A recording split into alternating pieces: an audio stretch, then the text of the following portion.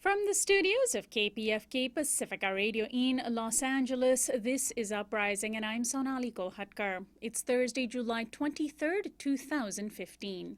The American Legislative Exchange Council is hosting its annual conference in San Diego this week.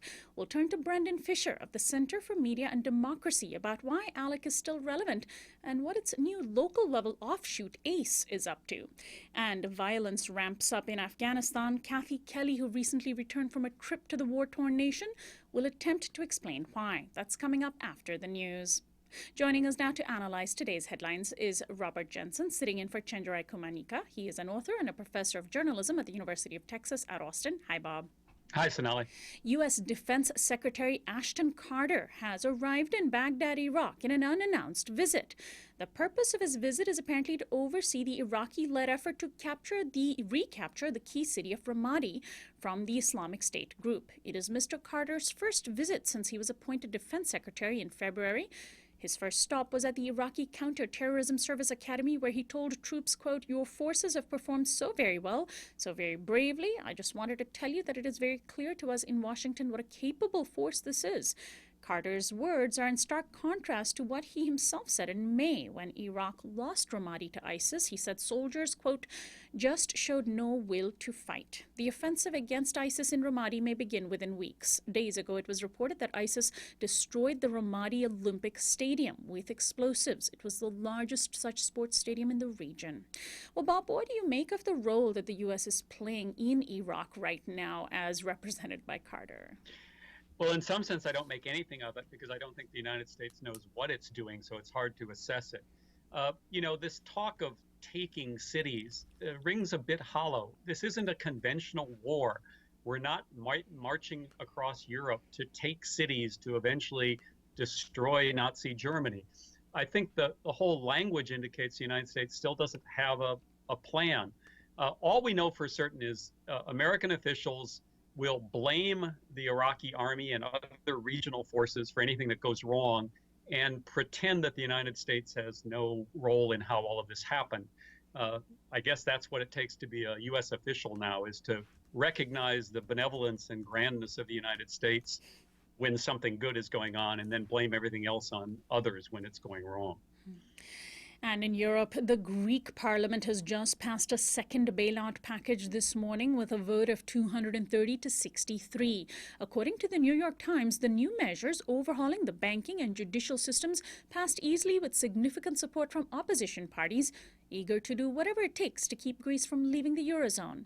All but two of the Syriza party members who were opposed to the first bailout package also voted no to the second package. One of the two who changed his position to support the second package was former Finance Minister Yanis Varoufakis. The embattled Prime Minister Alexis Tsipras told Parliament, "We're not done here. We are fighting to improve the final text of the deal. We will fight for countermeasures and for funds for society."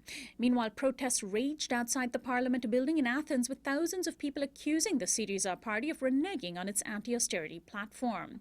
Well, Bob, has Tsipras let everyone down, or is he just stuck in this horribly difficult position? Well, my answer to that question is a definitive yes. Both things are true, obviously. Yeah. I mean, it's easy to label him a sellout and to say that he turned his back on his campaign promises, which is true enough. But the question really is, what are the viable options? To leave the Eurozone, to go back to the drachma, is going to cause incredible pain for the Greek people. To stay in the Eurozone, to accept the austerity program, is going to cause pain for the Greek people.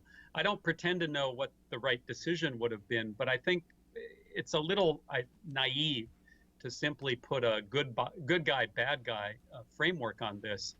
It's a difficult situation. It's a reminder that left parties, even when elected, even when when elected with a clear mandate, still have to live in the world of international capital, something we've known for a long time, but does seriously limit the ability of elected leaders to maneuver. And finally, workers on both coasts of the U.S. are celebrating this week. In New York, a panel appointed by Governor Andrew Cuomo announced yesterday that it was recommending raising the wages of fast food workers throughout the state to $15 an hour. Wages would have to rise faster in New York City because of the higher cost of living there. Acting Labor Commissioner Mario Mussolino must accept the recommendation as per state law. Wages will be raised in the city to $10.50 by the end of the year and will rise to $15 by the end of 2018. The victory is sweet, given that 3 years ago, fast food workers in New York City were the first to walk off their jobs, kicking off the nationwide Fight for 15 campaign. In California, where various cities have already acted to raise wages to $15 an hour, the University of California system announced yesterday that its workers and contractors would get 15. Their wages would rise to $13 an hour this fall, $14 next year, and finally $15 by fall of 2017. Well, Bob, how important a lesson in the power of activism is this story? Well, this is a terrible decision, of course, because it's going to hurt low-wage workers and kill job creation. Right. Oh, wait, I was reading from the right-wing playbook at that point. Sorry, I had the wrong script. The research indicates now that these increases in minimum wage have positive effects, not only obviously on the lives of the workers, but even on economic activity. So the old right-wing playbook is no longer relevant, although we still hear from it, of course. I think the real question here is, what lessons will unions take from this? Unions for a long time, most of my life, focused on how to secure the gains of skilled workers, high-wage workers. That game is over. And now I think that we can see that the action is at the lower level, at lower wage jobs, especially those jobs where there's a lot of immigrant labor. And I think the labor movement is slowly catching on to this. The street activism was essential to this, but to go further, of course, it's going to need the active cooperation of organized labor in even more dramatic ways than we've seen so far. That's hopeful. Thanks, as always, Bob, for joining us. We'll talk to you again next week. Thanks, Sonali. Robert Jensen is sitting in for Chenjerai Kumanyika. He's an author and a professor of journalism at the University of Texas at Austin. This is Uprising. We'll be right back.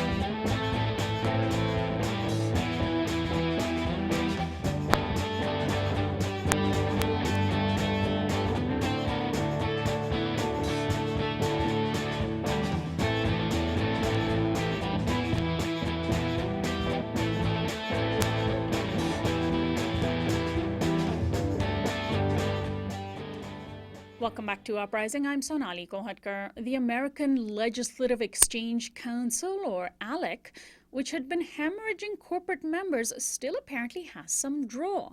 At its annual meeting taking place in San Diego, several GOP presidential hopefuls are making appearances. Among them are Wisconsin Governor Scott Walker, former Arkansas Governor Mike Huckabee, and Senator Ted Cruz of Texas. The gathering will also draw protesters from groups like Common Cause, who see ALEC as an undemocratic institution that promotes corporate wish lists through state representatives. Now, ALEC has spawned its evil county-level cousin, the American City County Exchange, or ACE, A-C-C-E. Just as ALEC gives corporations access to influence state policies, ACE is designed to implement corporate agendas at the hyper-local city and county level. Joining me today is Brendan Fischer, General Counsel with the Center for Media and Democracy, and he had spoken to us before about ALEC. Welcome back to the show, Brendan. Thanks for having me. Thanks so much for joining us. Well, first, let's talk about what the agenda is for ALEC this week in San Diego and why it is that this organization still has political clout. Because as we talked last time, many corporations, sort of embarrassed by the attention that groups like yours have exposed ALEC to, have walked away for various reasons. Because, of course, many parts of the right-wing agenda are quite embarrassing, but ALEC still continues. Yeah, that's right. I mean, over the last year, more than a dozen corporations, including Google, Yelp, other companies, have dropped ALEC, in most cases citing ALEC's support for climate change denial. So there's a certain irony in ALEC going to drought-stricken California to convene and come up with new ways to deny climate change and undermine environmental regulations. So, but despite all of these companies leaving, ALEC still does have support from deep pockets like the Koch brothers, ExxonMobil, Peabody Energy, the tobacco industry. So ALEC is able to continue to raise funds from companies that may not be as susceptible to public pressure and consumer pressure. And the fact is, 68 out of 98 state legislative chambers in the United States are controlled by Republicans. And ALEC still does offer many companies a way to access and influence state legislators and, in turn, state legislatures and promote model legislation. So the agenda this year, a lot of it does have to do with environmental laws. ALEC has taken aim at the Federal Environmental Protection Agency's efforts to regulate coal-fired power plants. ALEC has come up with a variety of different ways to try and thwart the implementation of this Clean Power Plan on the state level, doing everything from organizing state attorney generals to sue the federal government over the Clean Power Plan, to legislation to thwart its implementation at the state level. ALEC is also going after rooftop solar and renewable portfolio standards. They've tried to come up with a variety of different bills to undermine these efforts to move America away from polluting industries and polluting utility companies and move us towards renewable energy. And they've had limited success, but they continue to try and push these policies because it benefits ALEC's funders like Peabody Energy or the American Electric Power Trade Association.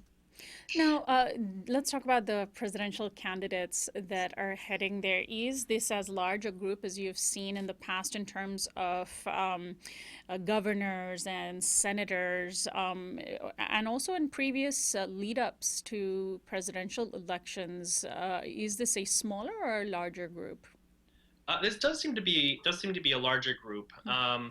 As you mentioned, both Scott Walker and Mike Huckabee are going to be addressing the ALEC meeting. Ted Cruz just announced that he would be dropping out. He would not be attending ALEC for unknown reasons.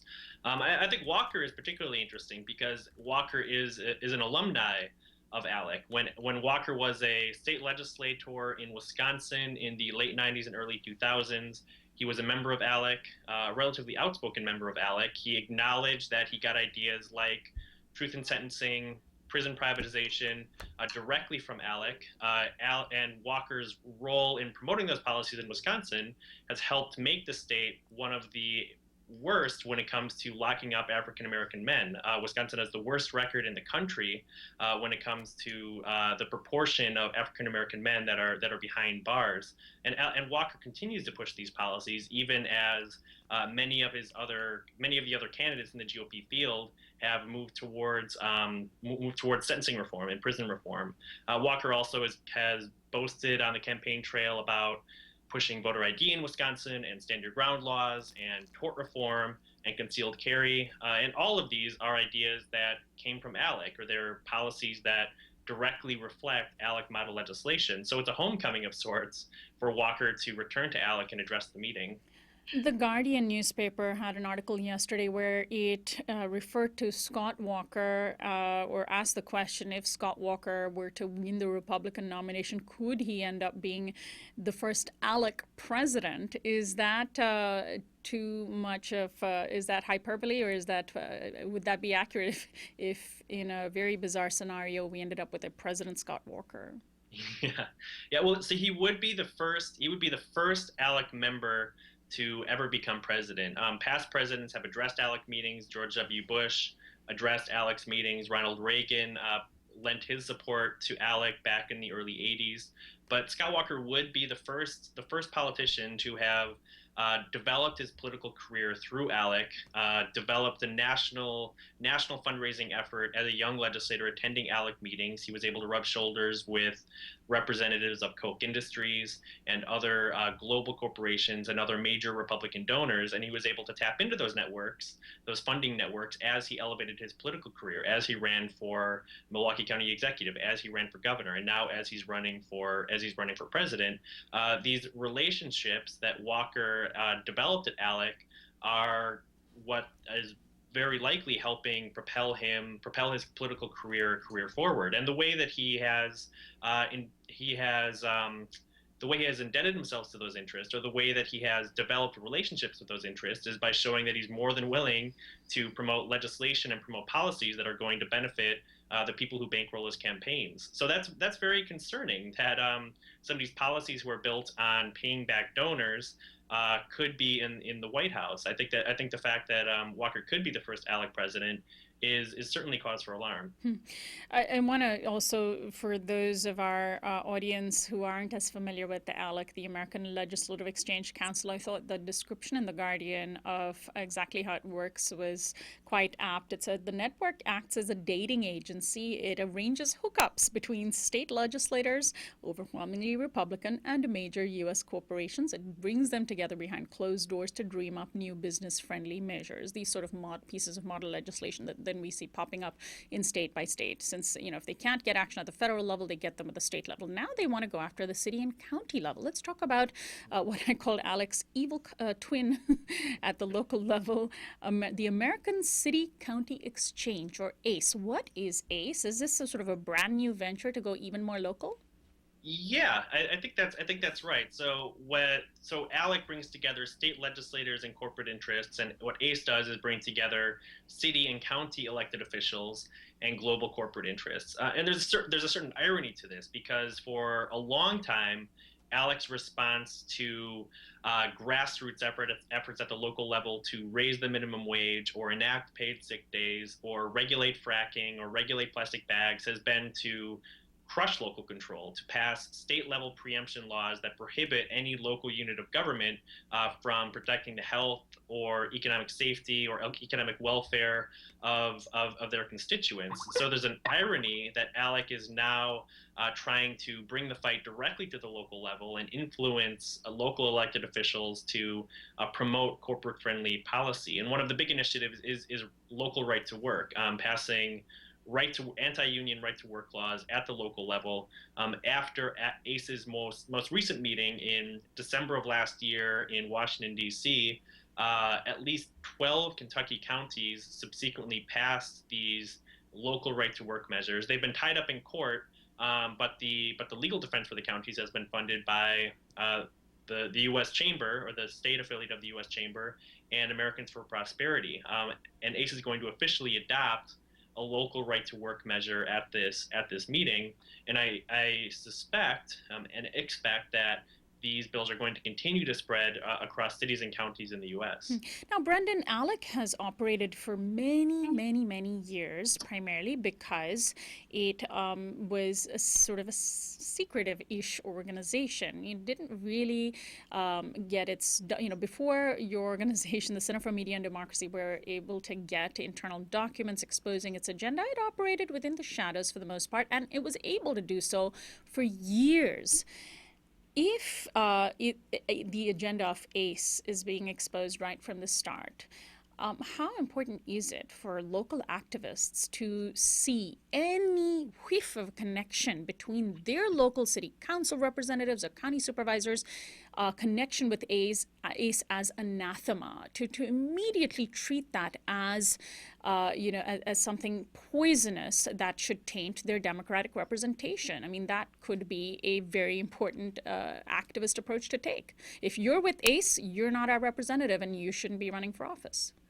Yeah, I think that's exactly right. ALEC and its new sister organization ACE, they exist to facilitate corporate influence. They exist to sever that linkage between a elected official and the people that they represent. And that's particularly problematic on the local level, because with local government, for the most part, these elected officials are living in the communities that they serve. They're shopping at the same grocery stores. They're going to the same parks. So the idea that local elected officials need to be flown out to San Diego and handed corporate-friendly legislation by global interests, that's very problematic, and that's definitely it definitely undermines the representative democracy that local government is a pretty good example of. But they do try to operate in secret. ALEC tries to operate in secret. ACE tries to operate in secret. The meetings are closed to the press. They're closed to the public. Everything that ALEC does happens behind closed doors, and press are repeatedly booted from their meetings. So, any idea if there is any press infiltration at the San Diego ALEC meeting this week? Well, I don't. I think we'll see. We'll find out. At ALEC's most recent meeting, an NBC affiliate did try and go in, and they were kicked out by off-duty police officers that ALEC had hired. And I'm not sure if any local news media are trying to do the same thing at this month's meeting, but I certainly hope so. I mean, it shouldn't be allowed that any meeting where our elected officials attend, the media should be banned. Unless, of course, they are counseling with their own sort of aides and their own campaign staff. But if they are at a conference and they are meeting with corporate representatives, how is it even considered in any way ethical or legal that press should not be present? Yeah, it's. I mean, are they taking vacation days, these elected representatives, when they go there? Because if they aren't, if they're getting, if they're on the job, then that doesn't seem right. Yeah, I mean, so much about ALEC doesn't seem right. In many states, there's limits on the amount that a lobbyist can spend on a legislator. In Wisconsin, for example, a legislator can't even accept a cup of coffee from a lobbyist. But through ALEC, lobbyists and lobbying interests are able to give thousands of dollars to legislators in the forms of flights and hotel rooms and meals and expenses. And it's considered acceptable because ALEC is supposedly an educational organization. It's a charitable educational organization. And ALEC's pitch to the public is that it operates to make legislators better legislators, equip them with the tools that they need to better serve their constituents. And if that's really the case, then there shouldn't be any need for the secrecy. There shouldn't be any need for these discussions to happen behind closed doors, and for the press and the public to be forcibly shut out. But that's how ALEC operates. They've been successful for a long time because of the secrecy. So it's really important that we continue trying to shine a spotlight on the organization. Which is why we're spending several minutes on our program today talking about it. Brendan, there is, of course, there are elections that will be taking place this year and next year in particular. And there is, of course, a very important need that corporations feel they have to be able to buy influence at the state level. And there is on the agenda discussion to look into what's called the dark money debate. Can you tell us a little bit about what they're worried about, what they think they're going to try to do? Sure. Well, for a long time, there was bipartisan agreement that election spending should be transparent. Even Republicans who oppose campaign finance reform said that people and corporations should be allowed to spend as much money as they want, as long as it's disclosed. And at this point, that's evolved to the point where even that is debatable. So ALEC has had a presentation at this meeting and in its last meeting trying to make the pitch to Republican state legislators that they should protect dark money, that they should protect the right of corporations and billionaires like the Koch brothers to pour as much money as they want into elections, and to have it all be entirely secret. This is going to be a topic of discussion at this meeting. It was a topic of discussion at the last meeting, and because I think there is still a sense among many state legislators across the political spectrum that secret money in elections is problematic. So ALEC is doing everything it can to try and change their minds, to try and suppress that feeling that secrecy is a bad thing.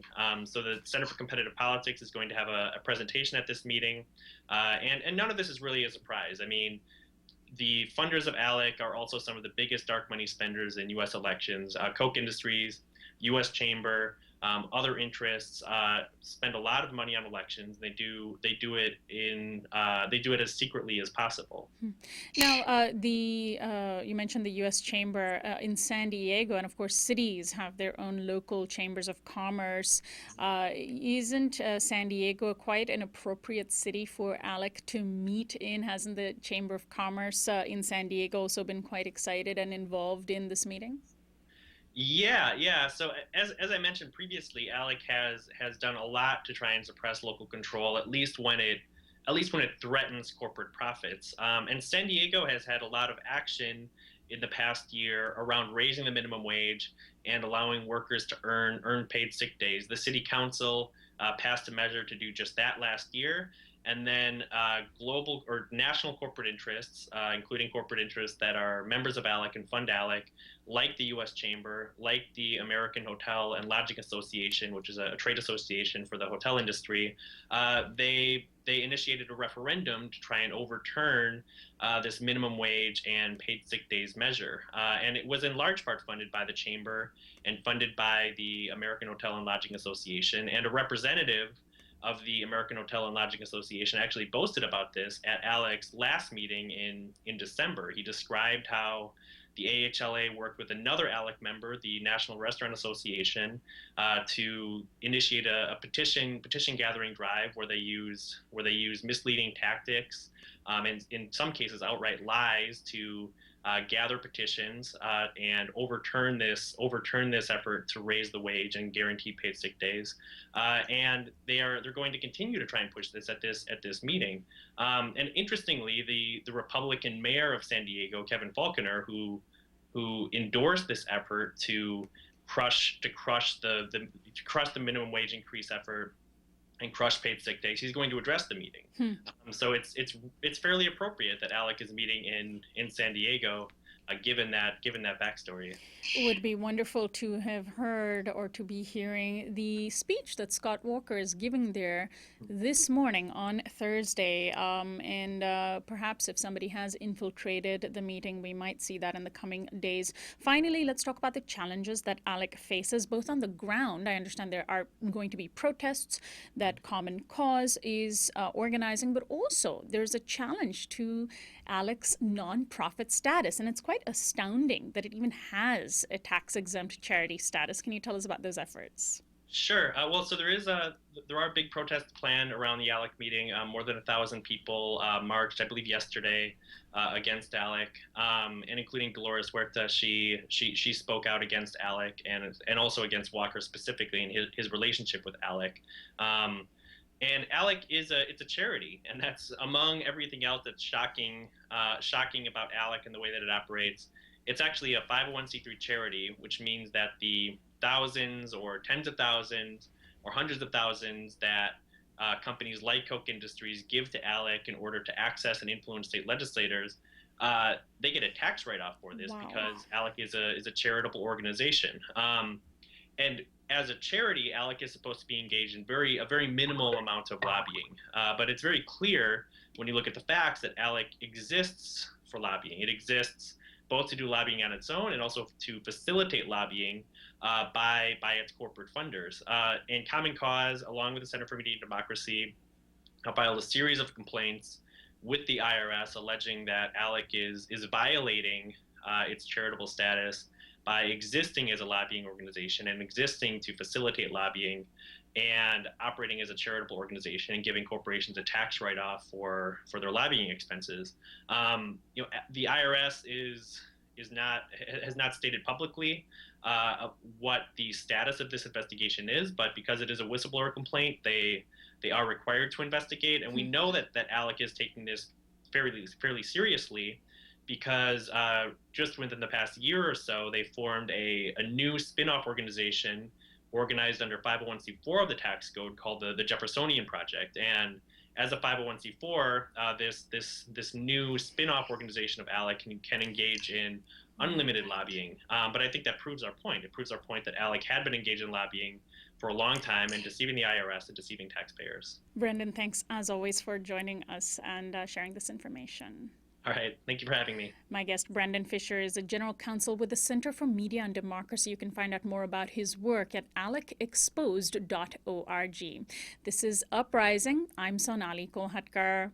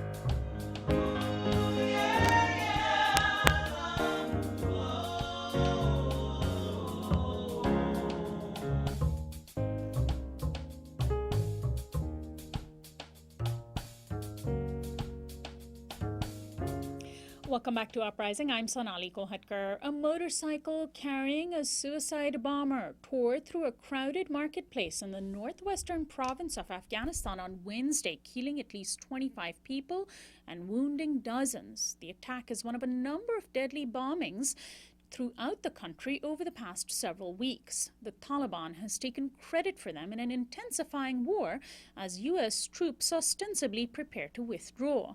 The violence is ramping up despite talks that were held at the beginning of the month between the Taliban and the Afghan government under President Ashraf Ghani, who is a major U.S. ally.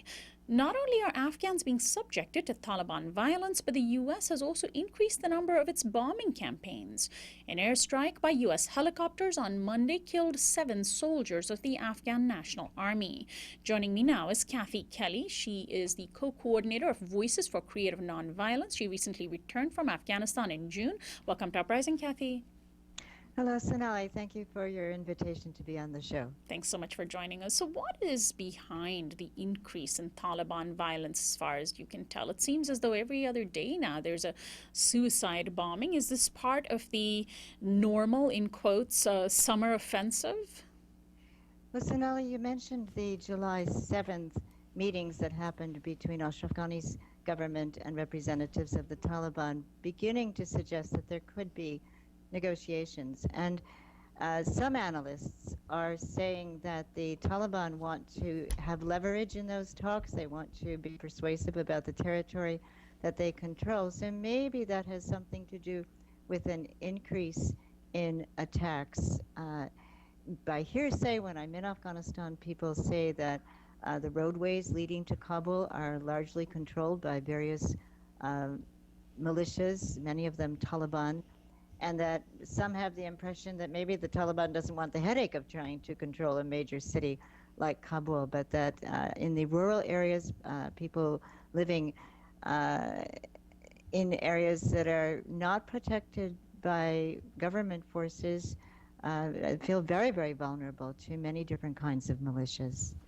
Now, the U.S.-led coalition forces, and really mostly the U.S., we should say, had ramped down its bombing, but ramped it up again in recent weeks. How deeply was the how much of a strain to U.S.-Afghan relations has the bombing on Monday that I mentioned earlier had? This was the bombing that from helicopter where the U.S. essentially inadvertently killed 7 Afghan National Army soldiers. Well, certainly people are likely to wonder, well, how is the government going to protect us as civilians when the group that the government signed a bilateral security agreement with is bombing our own military? I should imagine this has created tremendous disaster, and it's hard to know what is in the mind of the generals who order these kinds of attacks. There's no ceasefire that's been declared on the part of the Afghan government, and the United States certainly doesn't seem to be earnest about trying to promote a ceasefire. But in fact, in the first 4 months of this year, 1,000 civilians have been killed in the fighting. So that's, of course, a rise. And then that has the, I don't know, maybe it's a spillover effect, but horrid effect of people fleeing from violence, becoming displaced. If they're farmers, they don't plant their crops. If they are shepherds, they don't bring their flocks with them when they flee. And so there's been a terrible rise in hunger amongst children. Over 550,000 children at risk of severe acute malnourishment, suffering from severe acute malnourishment, 719,000 people in prolonged displacement. So it's not only the fighting that kills people, but actually hunger and disease and displacement as well. And I want to talk about that ongoing poverty, which of course long predates the Taliban's arrival, and about which very little has happened under U.S. occupation. But just staying on the issue of the Afghan National Army for a bit, the New York Times had a report on Wednesday called "Afghan Security Forces Struggle Just to Maintain Stalemate." This is the force that the U.S. government, when it eventually, if it eventually withdraws, will hand over power to. But their morale is low. There have been a lot of desertions. Many are maiming themselves reportedly, so they don't have to serve. And of course, some of them are being killed by the U.S. directly, accidentally, apparently, as happened on Monday. Is this the army that Afghans have to protect them from violence? Well, and then actually the situation can be described as even more threatening to civilians, because the warlords who have, under Karzai and now again under Ashraf Ghani, been incorporated into the government. These are fearsome warlords who've committed war crimes. I'm thinking of General Dostum, who's the vice president of Afghanistan. He actually went to a neighboring province of the Faryab province. When you mentioned the suicide bombing, he has now gone there and said, well, I'll take charge. I can summon up vast numbers of people who are loyal to me, who will become armed militias, and we'll move in and take charge. So people are, in a sense, caught, I suppose, the proverbial between the pillar and the post, with nowhere to run, nowhere to hide when violence starts up. And of course, they don't want to leave their children sitting there as targets. And so they run and they go to squalid, overcrowded refugee camps. This, of course, contributes to the huge problems with child laborers being the only ones who can earn an income. It's a very terribly violent situation. And when we think about the United States having been there with this massive presence, $104 billion was spent in non-military aid in Afghanistan. What has it created? What has been accomplished?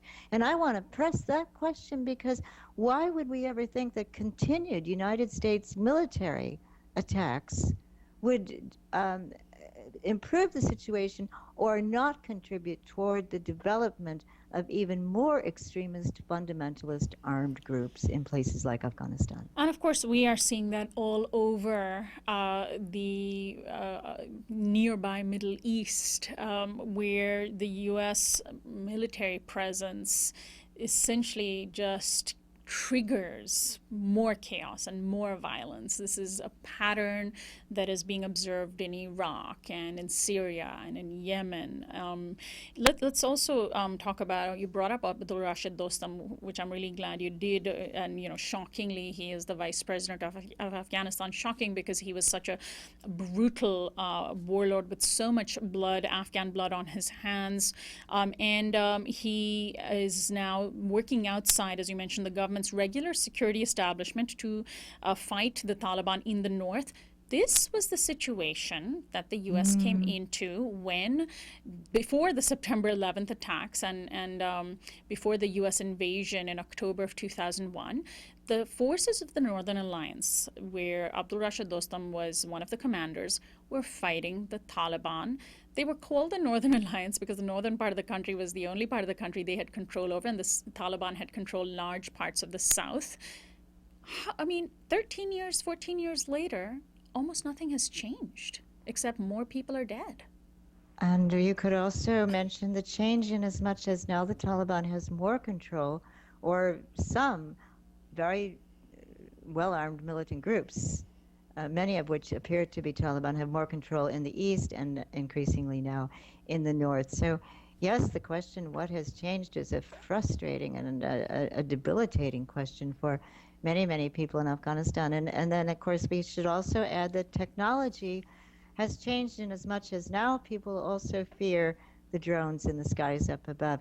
You had mentioned Syria, and I think it's very troubling that Ashton Carter, when he Defense Secretary. I'm sorry, yeah, Defense Secretary Ashton Carter recently said that with regard to Abu Bakr al-Baghdadi, the self-styled head of the Islamic State, as the caliph, when he said, if we had a chance to take him out, we would. He didn't say if we were certain that we wouldn't kill any civilians in the area, if we were certain that no children would be killed, then we would take action, but rather that we would take him out. Well, so many times these drones have apparently pinpointed some level of leadership, some person that they think is the proverbial bad guy, and they kill civilians. And I want to mention again, this lowers the possibility of a ceasefire, which it would seem to me has to be the beginning of any kind of meaningful negotiations. Yeah, and the U.S. is absolutely dropping drones in Afghanistan as well as traditional airstrikes. Now, on the issue of poverty in Afghanistan and the U.S. occupation, while the poverty levels in Afghanistan, which were among the highest in the world, rivaling only perhaps sub-Saharan Africa, that poverty has predated the U.S. presence. Almost nothing has changed short of some schools going up, many of which have then been burnt down. And perhaps in cities like Kabul, where there has been a sort of NGOization, as some people call it, with nonprofit, non-governmental organizations raising property values and living in fortified compounds outside of Kabul, very little has changed on the ground. You mentioned the very high numbers of children living in poverty. In the meantime, the U.S., of course, is pouring money into its military operations. And ProPublica, which is this investigative journalist outfit here in the U.S., did an investigation revealing that the U.S. was building these massive warehouses from which for U.S. troops, which are now going unused because the U.S., I guess, is still in the process of deciding whether it's going to have ground troops or not. And according to this one report, a warehouse complex in Kandahar will be turned over to the Afghan government with air conditioning and fire suppression systems that are too sophisticated for them to use. These warehouses have cost U.S. taxpayers tens of millions of dollars. Meanwhile, Afghan children, as you pointed out, Kathy, are starving. I mean, I'd love your comments on this. Well, it's certainly not an isolated incident. Another shocking incidence of continued construction of an unusable facility was when a hospital was constructed in the Ghazni province, in Gardez, and there would never be enough fuel to power this very state-of-the-art hospitals. But once the contracts are made, once the subcontracting is done, then people say, well, it's a good photo op for donors, and our groups will continue to get money to pay for people who maybe do or don't do often very shoddy construction on many of these projects. Bus Flash recently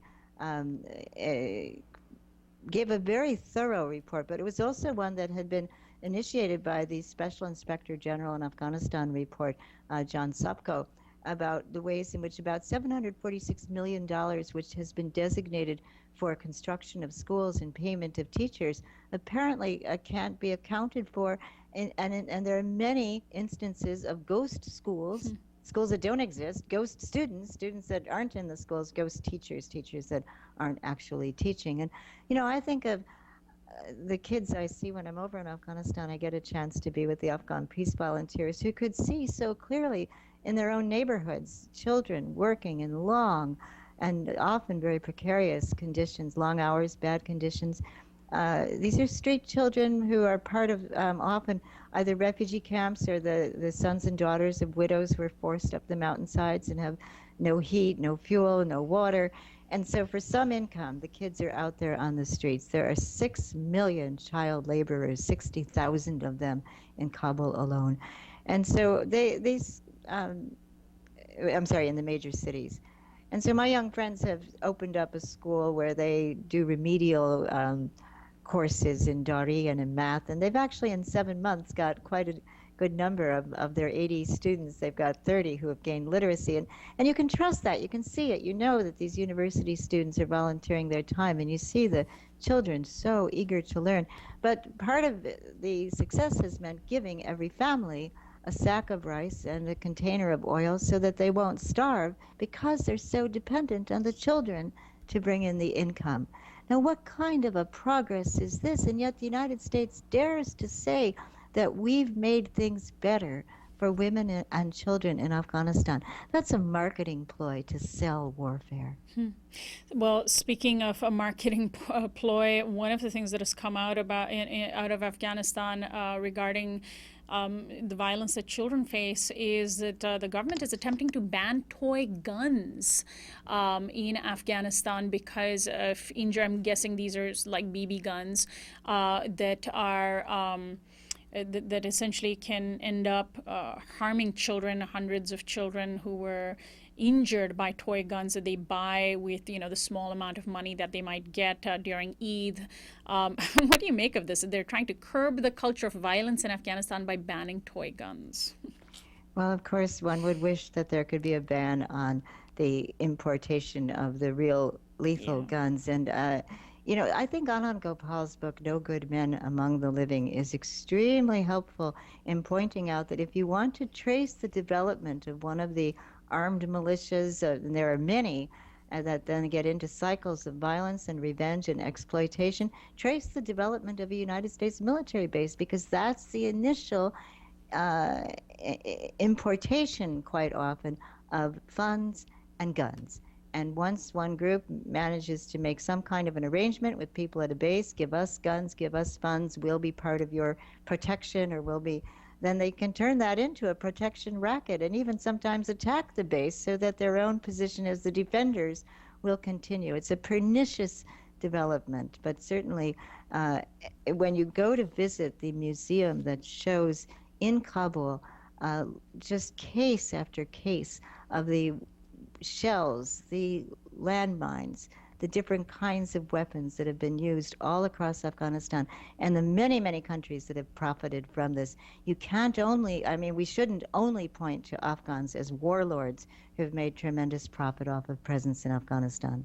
Kathy Kelly, there has been talk of ISIS in Afghanistan, and you mentioned that earlier. Even though geographically Iran lies right in between Iraq and Syria, and where Afghanistan is, it wouldn't be surprising at all for ISIS to emerge in Afghanistan and ally itself with the Taliban, who are fellow Sunni Muslims. How active, as far as you know, is ISIS in Afghanistan? Well, I think that's a very, very difficult question.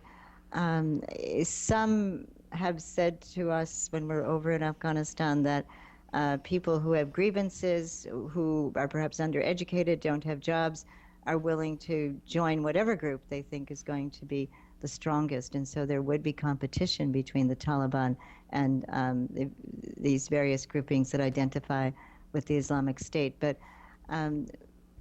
maybe one comment that might be helpful on my part is to say that the United States has unleashed so much violence in the region, dating back to, I would say, certainly the 1991 invasion and attacks against Iraq, and certainly the arming of the Mujahideen in Afghanistan. I don't think the United States any longer can control what happens as a result of violence that was begun by the United States. It's not right to say that it's all because of internecine battles or sectarian battles. The United States should acknowledge what we've done and pay reparations. But I don't think the United States can any longer control who gets the upper hand or where borders might be drawn. What we could do is uphold the idea of a ceasefire by saying, so we're not going to fire one more drone, we're not going to unleash one more Hellfire missile, we're going to look for alternatives to destruction and bloodshed. Enough blood has been shed in that region. And of course, Kathy, there is speculation that ISIS's presence in Afghanistan could give the U.S. more reason to remain in Afghanistan. There has been an agreement for the U.S. to begin withdrawing. It's not clear whether the U.S. will withdraw, will stay. And now with the ramping up of bombing by the U.S. and also the ramping up of drone strikes, there was a significant ramping up of drone strikes that some of which were actually aimed at ISIS. How likely is it, you think, or is there a real fear that ISIS's presence in Afghanistan will give the U.S. impetus to remain there indefinitely? Well, I think that hawks within the United States Congress and Senate are likely to pressure for that. I think that the United States think tanks that are charged with marketing wars will keep on appealing to the humanitarian notions that somehow we have a responsibility to protect. But it's perhaps a little bit like the many-headed hydra. When the United States uses drones or helicopters to attack one grouping, they have never been able to say, and therefore we've now achieved success. I think that many new groups spring up, and the possibility that the United States is eyeing China and saying we don't want China to be able to stabilize the violence in Afghanistan so that China could then begin to use routes that would allow for extraction of resources that might exist under the Hindu Kush Mountains, or routes that would enable China to move fuels and energy resources through Afghanistan. It could be that the United States does not want to see stability in Afghanistan, but at any rate, when you look at the amount of money that we've budgeted to go toward ongoing United States militarism in Afghanistan, it certainly doesn't seem as though the United States is interested in a ceasefire. I mean, and this is really sad. What you're talking about, of course, sounds like yet another great game being played in Afghanistan, that term having historic significance because of Afghanistan's geopolitical position in the heart of Central Asia, you know, in the backyard of Russia and China, in a place that the U.S. now has these military bases that even if it does withdraw, will continue to be a threat, a standing threat to Russia and China. And if China's involvement and Afghan stability, if Afghan stability is seen as facilitating Chinese involvement, and therefore we shouldn't have a stable Afghanistan, the people who are suffering are, of course, ordinary Afghans. And I want to ask you in the last few minutes of our conversation to tell our audience the work that you do with the Voices for Creative Nonviolence. You mentioned the Afghan Peace Volunteers, and you travel there regularly. We don't hear enough about what ordinary Afghans are doing, are saying, and what they want. And I can't imagine, after decades and decades, you know, of children who are people who are in their 30s, have only known war from the time of their birth, and what they're doing and how they're managing. Well, certainly the trauma is severe. I don't really know anybody in Afghanistan who doesn't suffer from severe trauma related either to displacement or malnutrition as children, experiences of nearly freezing to death, losing loved ones, being bereaved, and then being anxious. I mean, there were many explosions during my recent visit and certainly after I left. And so people that we know have been remarkable to me in their desire to stretch out their hands and help people who are even needier than themselves. This is, to me, what gives a great deal of inspiration to continue trying to learn from the Afghan Peace Volunteers and others, because I think they just can't turn their heads away, even though you face the reality of not being able to come anywhere close to helping the sheer numbers of people that are hungry, the numbers of women who can't feed their children. I see my young friends saying, okay, we're going to do the duvet project. We're going to invite 20 Hazara, 20 Tajik, 20 Pashto women to make these duvets, and we'll distribute them free of charge. And they spend their free time going out like social workers to the refugee camps and to the very, very impoverished villages, just to make sure that the duvets, these are heavy blankets that are wool stuffed blankets that can make the difference between life and death during the cold winter. And then they go to the families of the children that they've invited to come and be part of this right now 80-person strong street kids school moving toward 100 students. And they get to know those families and they build relationships.